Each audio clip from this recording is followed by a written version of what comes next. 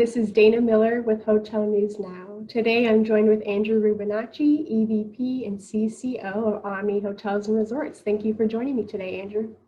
Thanks for having me. So getting right into it, tell us a little bit about how your team's goals for the year have shifted given the current environment. Yeah, the goals got thrown out the window. This is, and it's been said before, unprecedented. It's never happened in the industry. I've been through multiple downturns through my career, and this really did change a lot of different things. Normally when you're in a downturn, you make sure your salespeople are taken care of, you make sure your marketing resources are taken care of. This was such a deep drop. We actually furloughed some people in sales and furloughed some of our marketing things and put some things on hold because, let's face it, consumers didn't want to hear about travel, especially in April and first part of May. So the goals kind of went out. We created a whole new set of goals, right? It's how many reservations do we get in a single day at a single hotel, and how many group leads are coming up, and how far are we off of last year, and is that growing? So it's really day by day, week by week, month by month growth has been the goal, the overarching goal against every metric. Great. And how have revenue management and distribution strategies changed at Omni now? Well, I mean, distribution, we were already on just about everyone's shelf and where it made sense. We had good deals and good partners in place. So from, how we sell in third parties, that really hasn't changed all that much. Our direct channel actually became more and more important just because we've seen more people going there for information, and people are going to the direct web a little bit more than they might have previously done. It's become a bigger part of our business.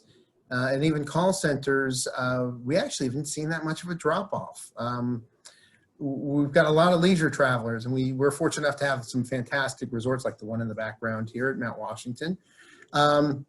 So, there are a lot of questions with resorts, and people want to know what's open and what the safety procedures are. We've, launched our Stay Safe initiative and did a lot with that to ensure that we could take care of our guests. So from a distribution standpoint, everything's kind of there. From revenue management, look, we tried a lot of different things. We got some right, some wrong.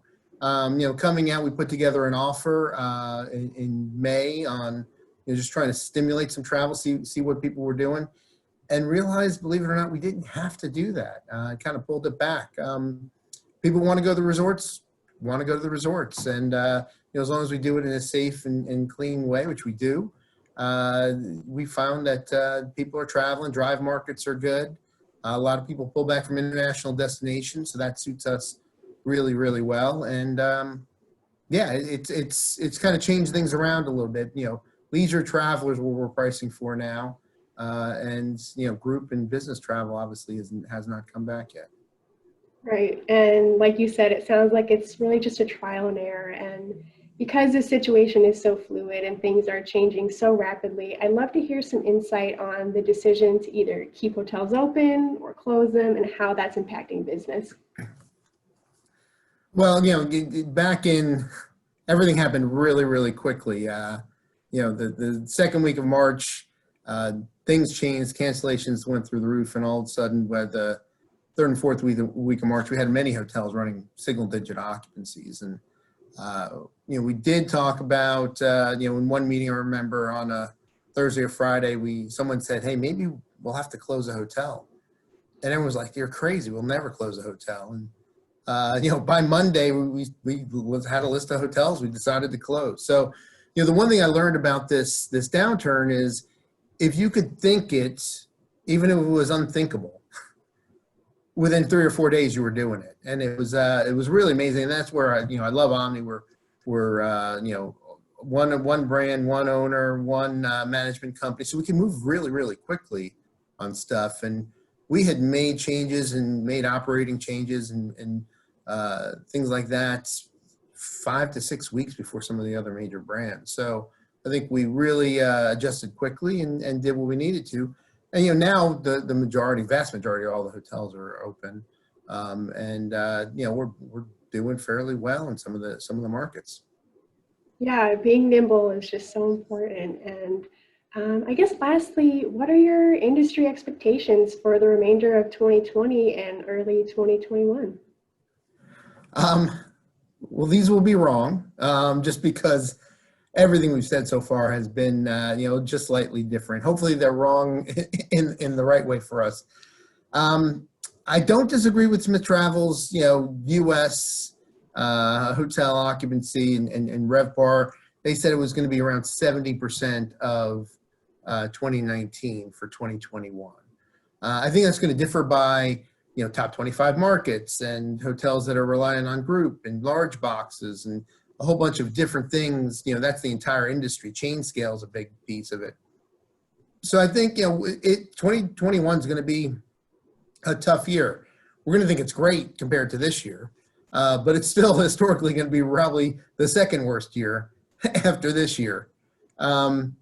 It's going to take a while for people to come back. I think, business travel is probably changed dramatically. I think there's still a lot to be said about getting in front of customers and meeting people, but there's going to be a lot of CFOs out there saying, hey, you're doing these Zoom calls. Why can't you keep doing them? I think that'll, persist for at least a couple of years. Group as well. I think it's going to be a tough group market for 2021 at least. Probably, won't recover, I would think, fully until 2023, fully. Mhm. So, that said, I think we're going to learn how to do things differently. I think in the industry, we're going to be much, much more efficient. I think we're going to really give customers what they want and not try to do a lot of extraneous stuff. And I think, it probably, trying to make it positive, probably bodes well in the long haul. I think we'll be, better operators, give the customers what they want, price things accordingly. But we've had to go through a lot of pain in order to get there. So, and if we get a vaccine tomorrow, everything I just said was wrong.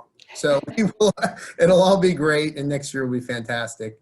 But we'll see. It really is. I think we've learned to operate in a really, really volatile, low occupancy environment as an industry. So I think, the worst is definitely behind us, and we'll be able to survive. Wonderful. Well, thank you so much for your insight today, Andrew. I really appreciate it. Well, thank you. Thanks for having me.